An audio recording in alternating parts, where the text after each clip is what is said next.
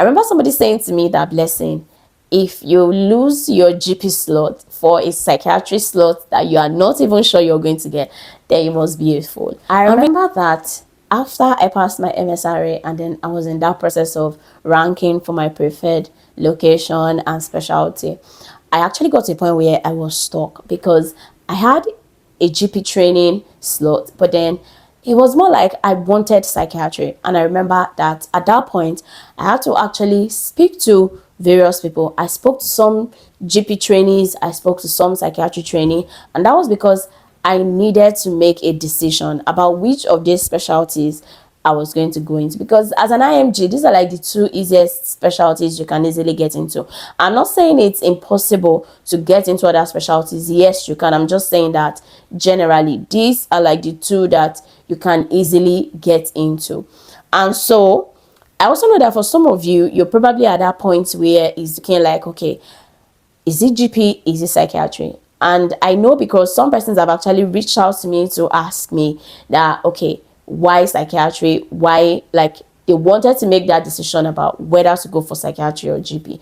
And so I just feel like, okay, so if people are asking me this question, it means that some other persons may also have this question and they just probably don't know the right platform to get an answer. And so that's why I have decided to make this video today. Okay, so if this is something that you think will be of value to you, then come with me. Hello, my name is Blessing and I'm a first year trainee in the UK. And on this channel, I create content about health, wellness. I talk about my life as a doctor in training in the UK and also as an immigrant generally. So feel free to become a part of our community and let us get right into the video. I remember somebody saying to me that, Blessing, if you lose your GP slot for a psychiatry slot that you are not even sure you're going to get, then you must be a fool. And really look at it, like examine it. I have a GP post, like I've been offered a GP slot in my preferred location and I have that at hand, and then but I wanted psychiatry. With my score at that time, I wasn't sure that I was going to get psychiatry, but then I had to get to a point where I made up my mind that it was either psychiatry or nothing. And I feel like this discussion here might actually be able to help you to get to that point. So the first thing is I'm going to make some distinctions between GP training and even the GP general practice, of course, that's the meaning, GP training and even the GP specialty versus psychiatry as a specialty. Then I'm probably also going to talk about the reason why I decided to go for psychiatry. So to start with, now when it comes to GP training, the first thing is GP training, it depends on what you want. So in terms of, I'll talk about the duration first. So psychiatry is for at least 6 years, because if you want to do, like, maybe if you have interest in some other subspecialty aside your primary subspecialty, you might actually have to do like an extra year or so in order to achieve that. So the least you can do is 6 years, which is 3 years of core training and 3 years of higher training. But for GP, it's 3 years training. And so if you're somebody that you just don't think that at this point in your career or at this point in your life, you don't want a prolonged training or long duration of training, then GP might actually be your best bet in that regard. So the next thing is time availability and all of that. So for GP trainees, a lot of times when they are in their GP surgery training rotations, they don't get to do calls. They have their evenings free and they have most of their weekends free. But when they are in their hospital rotations, they work like every other doctor. They do calls, they do everything like every other doctor in that specialty. So I think this is the point, because for GP training they usually have like 2 sets of rotation. So they have rotations that they do in their GP surgery, their allocated GP surgery, and they have some that they do in the hospital that they have been, or that their surgery is attached to. So I think they get to pick, or they get to choose, or maybe it's randomly allocated to them, I don't know, but then they get to have some specialties they have to rotate through during the course of their training. So when they're in those specialties, they do calls, but when they're in their GP surgery,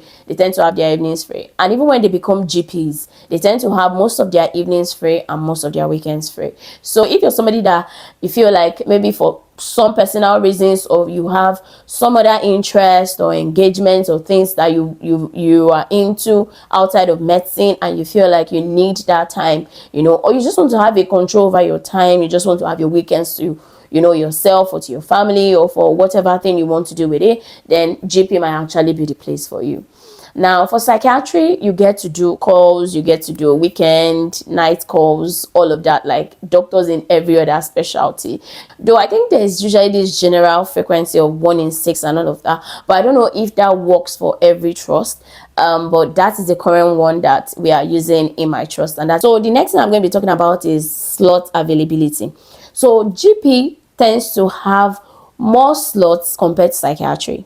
So if peradventure you have like an average score, and you think that score is, you're not sure if that score can get you psychiatry or any other specialty, but you think, oh, this score can actually get you a GP, then, and you don't think you want to sit for the exams again, to try again and maybe get a better score and improve your chance of another specialty, then GP might actually be your best bet in that situation, because now psychiatry has become quite competitive, and so to get into psych training you need to have a higher score, and that is also because of the lesser slots and the high competition ratio. So basically that's what it is. So depending on your score, that is also another thing you want to look at. But then if your score is okay, that it can get you GP training and it could also get you psychiatry training, then that completely depends on you. You might actually want to take that risk like I did. You can watch my previous videos where I shared about how I was able to get a psychiatry slot despite a low msra score. You can actually watch that video, and it will give you a better picture of what I am talking about. So you might want to take that risk too. So I know there might be some more detailed stuff in terms of GP training and in terms of psychiatry training, but I think like those are like the main things. Now, by the end of your training as a psychiatrist, you're going to be a consultant psychiatrist. And at the end of your training as a GP, you're going to be a general practitioner, and that is not a consultancy cadre. So if in terms of your career, you're somebody that you want to actually be a consultant in a field of medicine, then GP may not be the best place for you, because except I know that there's another thing that GPs do. There's what they call a special interest. So it gives you some level of authority in that specialty you pursue.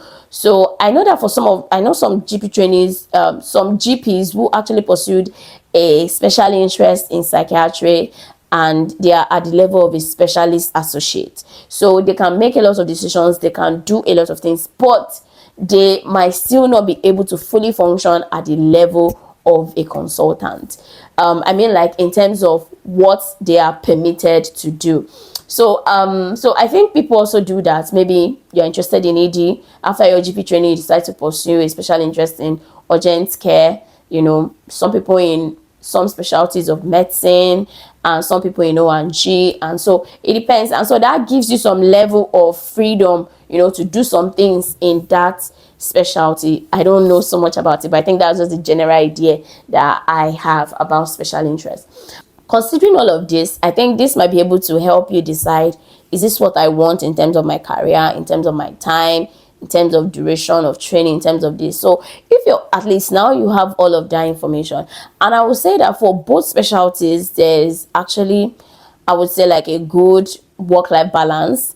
It's not like it's perfect, because every job is also busy and stressful. Even for psychiatry training, especially for your first 3 years, it's quite tedious, because you have to do a lot of work, and they usually say like it's like the most tedious part of your training, because for your higher training, you're already more experienced, and you are able to do things better, and it's not like it's so bad that you can't even breathe. You still get to have some time to do some other things. So that's basically for GP and psychiatry training. So for me, coming over to why I decided to choose psychiatry, so I have always liked psychiatry as a medical student. My first exposure to psychiatry med school just made me fall in love with this specialty, but first with the people there. So I noticed that the consultants in psychiatry were more chilled compared to the consultants in, you know, surgery, medicine, or these guys were calm, they were nicer.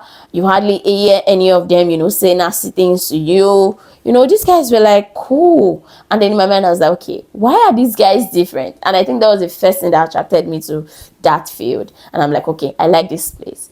So I wanted to start my psychiatry training back home in Nigeria, but then COVID happened and, you know, a whole lot of things, and then I couldn't start. And so when I got to the UK, I was like, this is another opportunity. And also because I have never really been a fan of family medicine, I don't know.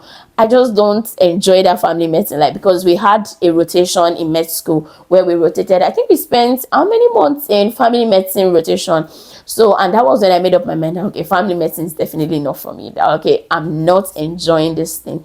So I think that was why I just got here, and I'm like, okay, GP is not going to work for me. Like, no, GP is just not what I want to do. And so I was like, okay, I'll just go for psychiatry training. And so those are basically the reason why I chose psychiatry. And also there was some level of curiosity back then that, okay, a healthy, physically healthy person, but this person is still not completely healthy because there's a disease of the mind, you know. And so it looks like this is a very interesting place, you know. And also maybe because some of the, you know, the whole idea and stigma and, you know, everything around psychiatry back home in Nigeria, it just made it look like, okay, this thing is, it's just, so I was just a bit curious anyway. I think that was also another thing that made me want to really like go into psychiatry. So I think for me, that is it. And I know that in psychiatry training, there are so many other things that even I myself will get to know with time. Like, I don't know everything all about the training right now. For me, I'm just taking it one step at a time and then discovering, okay, you can, oh, okay. But then I can't tell you that I know what it's supposed to look like in 40 years, 50 years, 60 years, no. But I have an idea of the current place where I am and what is expected of me, what I'm supposed to do. Okay, and I think I'll probably be sharing my journey with you guys as I go ahead. If there's anything I feel, oh, I think people should know about this, I'll also share that with you. Okay, so I hope you enjoyed this video, and if you have further questions, please feel free to actually ask in the comment section. I'll be more than happy to respond. And so don't forget to like, don't forget to comment, to share, and also subscribe to this channel. Until I see you again, take care. Bye.